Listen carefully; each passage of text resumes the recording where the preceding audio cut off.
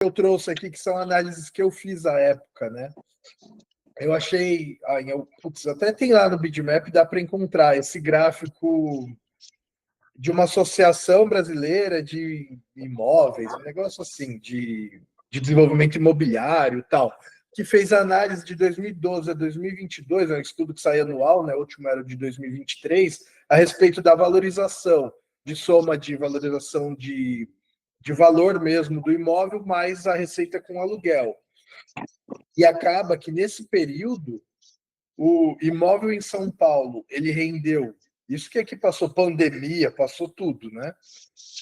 14,7%, a média Brasil 12,2%, CDB 8,6%, inflação 6,6% e poupança 5,8%. Então, ele acaba que, assim, quem fala, mas porra, o aluguel, 0,5% e tal, muitas vezes a pessoa não está por dentro da realidade. Nós, que analisamos muita matrícula, todo dia a gente está olhando milhares de matrículas e tal, a gente vê que você não encontrou um apartamento que foi comprado em 2012, 2015, 2020, que hoje ele não vale ou o dobro, ou pelo menos 50% a mais, né, dependendo do prazo, e para não falar números muito maiores, coisas que triplicou o preço, quadruplicou, né? Então, se a gente vê por um documento de registro e tal, você vê o histórico e vê que aquilo ali foi comprado um dia por 150 mil e hoje vale 600.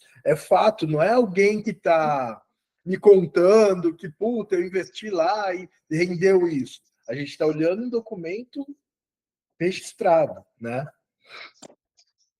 Um case bem bacana, até para trazer sobre essa especulação imobiliária, é Balneário Camboriú, né? Quem tem lote e quem tem imóveis há 10, 12, 15 anos lá, acompanha e ganhou muito dinheiro só com essa valorização imobiliária, né?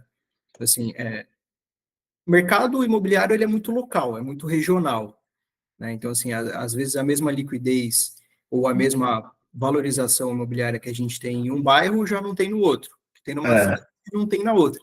Mas, tranquilamente, com um cenário muito conservador, bate todos esses rendimentos, todos esses investimentos que a gente tem no mercado tradicional. Né? Eu falo brincando que eu digo assim, olha, se você participa de um leilão, compra um imóvel e algo dá errado, ainda que seja o preço, você estimou errado, você ainda tem um imóvel. Você consegue gerar renda com ele. Se você compra uma ação errada, por exemplo, quem comprou Magalu, quem comprou Americanas, velho, desabou, a ação desabou porque houve um rombo na Americanas. E aí? A sua ação vira pó. Ela vira pó.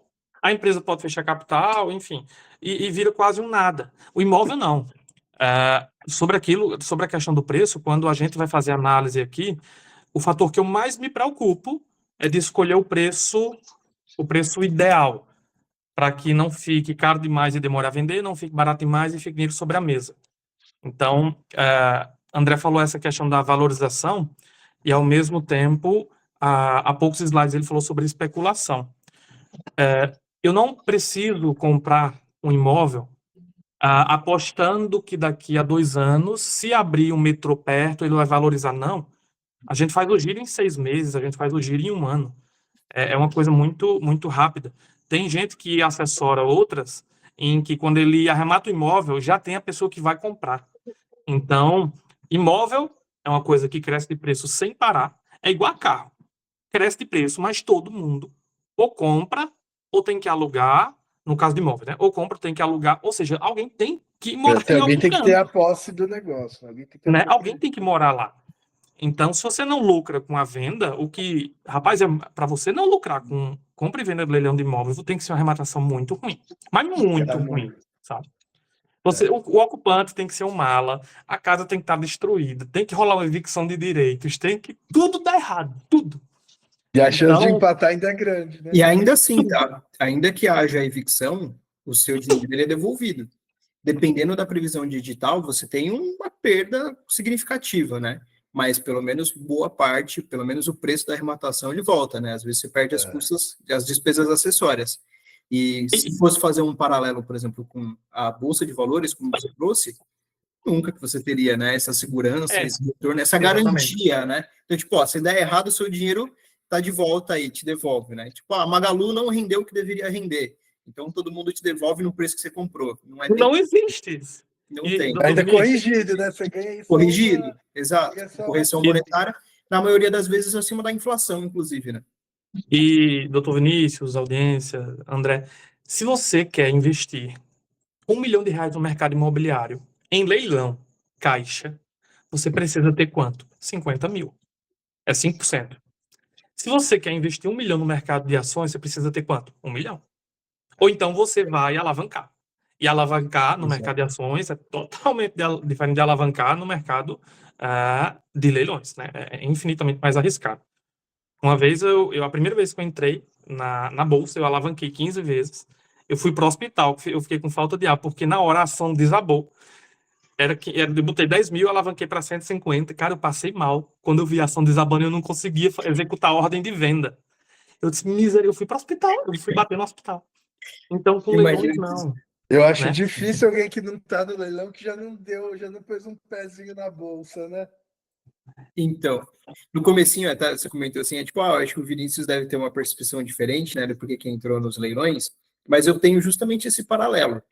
Quando eu comecei a assim, empreender, né, a gente começa a ganhar um dinheirinho, eu falo, putz, o que eu vou fazer com isso daqui? Né, a primeira coisa que eu fiz foi contratar um assessor e colocar um dinheirinho na bolsa. Então, ele montou um grupo no Telegram, me dava umas indicações, trazia uns relatórios, só que eu sempre fui muito curioso.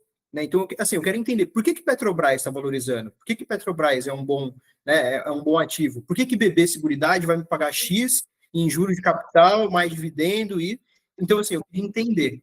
E aquilo acabava sendo tão complexo para mim, para Não é acompanhar, simples.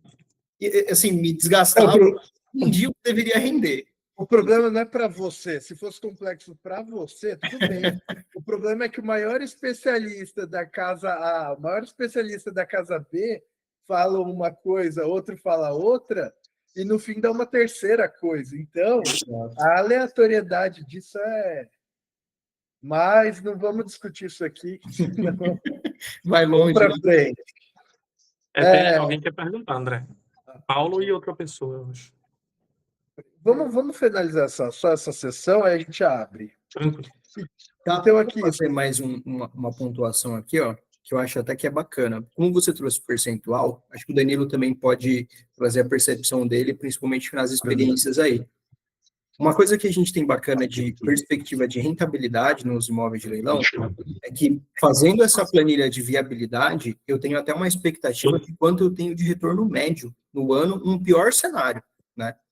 E aqui, a gente nunca se propõe a participar em arrematações, né, em ativos que rendam menos do que 25% de lucro líquido, descontando todos os desembolsos, com assessoria, com impostos e tudo mais, com registro, ao ano. Então, assim, ainda que você traga, por exemplo, a questão de rendimento, né, num CDB, hoje está maior do que isso, um CDB 100% da Selic rende próximo de 10% ao ano, né, valorização de imóvel aí, São Paulo realmente beira os 14%, 15% ao ano também de valorização, mas ainda assim, dificilmente a gente tem algum outro ativo, algum outro investimento que chegue próximo, né, dessa rentabilidade de 20%, 25% num cenário conservador, né? E, doutor Vinícius, você está falando de 25% ao ano, enquanto o Warren Buffett tira 20% ao ano, na média.